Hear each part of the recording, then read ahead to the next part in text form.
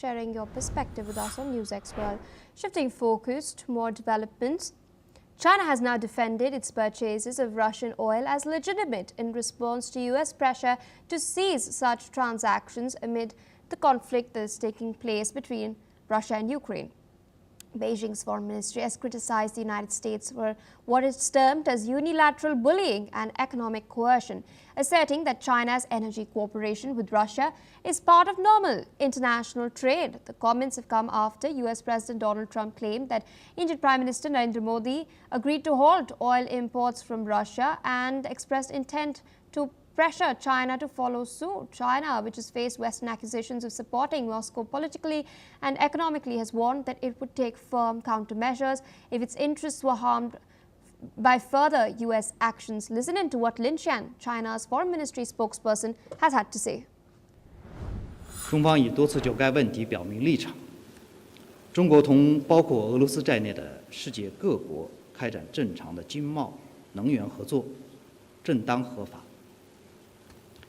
美方的做法是典型的单边霸凌和经济胁迫，严重破坏国际经贸规则，威胁全球产业链、供应链的安全稳定。 With us on the broadcast is Mr. Mark Sutherland, geopolitical commentator. Thank you so much for waiting as we've shifted our focus to this particular development. We've just heard it from the Chinese Foreign Ministry spokesperson. He slammed Trump's statements, calling what the United States is doing as engaging in unilateral bullying.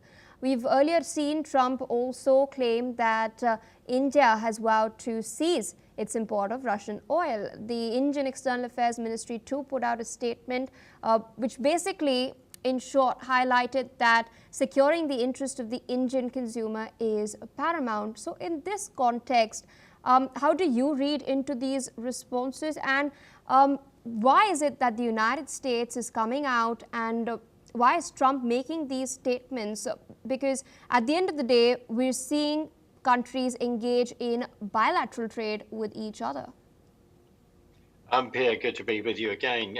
In our previous segment where we're discussing what's happening with the rare earths, people need to hold that in context, and with your wonderful guest that you just had on in regard to China, Afghanistan, holding all of these things in context. And when we're discussing Africa earlier, we're looking at the Chinese involvement, the Silk and Road, Belt and Road, within all of this, around the world, have to hold that. Now, we have then got this war that you and I have discussed, we've discussed on the channel in regard to what's happening with Ukraine, Russia, and how then the Russia builds up its war chest through selling its energy to perpetuate this war. When it invaded Ukraine in February 2022, President Trump has turned around, as he has said also in his first administration, where he raised the issue with European countries, saying you are dependent on, where do you get your energy from? Dependent on Russia, and raised those questions then, was looked down upon for actually doing that. And the reason why he is saying this, he's turning around and saying, well, actually, you're backing Ukraine, but you are then still buying your energy resources off Russia. That is an issue for him. And of course, China said they will buy that. They will have the liquid gas, but they want that at a price that is acceptable to them. Mm-hmm. All of this then funds the Russian war machine. That's why there has been the drone attacks by Ukraine on the infrastructure. But Russia has a ghost fleet of tankers, e.g. then it's not obvious where they're registered. So oil then can be transferred and then transferred around the world. President Trump has made the accusation to India, saying that you've been buying that off Russia and then selling that on the open market for a profit. It's where the Germans are getting their energy from as well. The UK, another subject, but the fact that it's talking about we have a resource in the North Sea and we're not using that. Mm-hmm. It comes down to this: if you keep buying energy from a particular country that has invaded another country, and Mr. Trump, like all of us, President Trump, we want the war to stop, is then turning around and saying that is the resource that is continuing this war, Pia. And there's some other interesting developments that have come to light. There's a report that has been published by the Washington Post recently, highlighting that Chinese fiber optics and lithium-ion batteries are making their way into Russia. These are bypassing sanctions. Beijing claims that it is neutral in the conflict. It's not really provided any sort of direct military aid. But what we've seen over the summer is that Chinese sales of these cables, fiber optic cables, have grown almost tenfold. It's hit a record high of 328,000 miles in August. In contrast, Ukraine has received a mere 72 miles worth of cables. Lithium-ion batteries as well. The sales from China to Russia have stood at a record $54 million.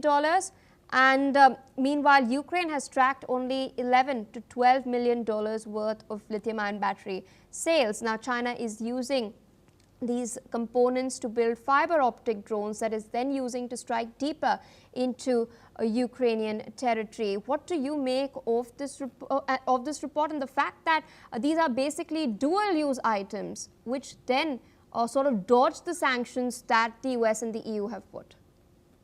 We, again, this subject, this report came up a number of weeks ago, and I think even discussing this on the channel, and it just confirms, like we've just said, with all the different issues that we've been discussing, the complexities of this subject, and also, let's be frank, the duplicity of this. The UK is just facing another scandal in regard to China and in regard to spying, wanting to build a massive embassy over some very, very interesting fiber optic crossovers underneath. So what kind of information would they get from that? Why should we be surprised of the duplicity of this and then denying, giving to the public, oh no, we're doing this, but behind people's back, they are still trading and they are taking another actions. Why should we be surprised at all? And then also for countries to turn around and go, how can we push back against China when they are dependent on China in so many different ways? And I am not turning around and saying that that's a good thing. No, it's not. I don't think it's a good thing whatsoever. But we have to step back and look at this spider's web that is expanding and expanding and expanding.